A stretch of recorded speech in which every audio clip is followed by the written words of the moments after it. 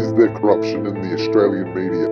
Media companies have always aimed for greater knowledge, and governments work tirelessly to obstruct journalists' requests for information and efforts to hold them accountable. But the media are also part of Australia's corruption problem. The constant misuse of public resources for private benefit, and the abuse of public policy and institutions to benefit the latter.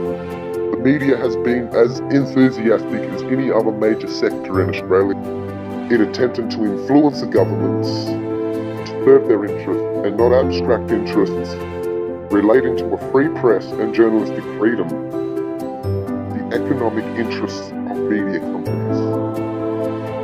Few media companies donate to political parties, the exception being the Channel 9 network, chaired by Liberal elder Peter Costello, which hosted a fundraiser for the Morrison government in 2019.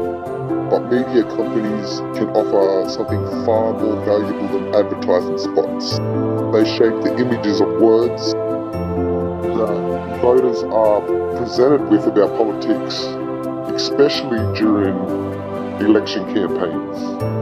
Newspapers shape the terms of political debate, and it is television, in particular commercials, that is the most effective tool of what voters perceive during election time.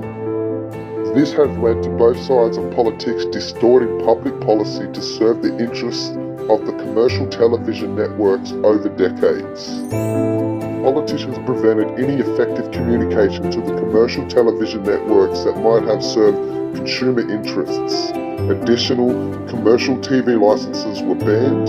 Pay TV was banned until the mid-90s, and then heavily restricted to prevent it competing with free-to-air broadcasters.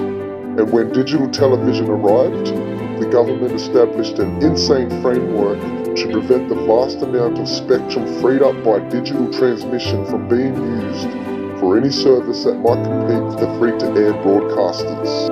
Broadcasters were pretty much given free rein.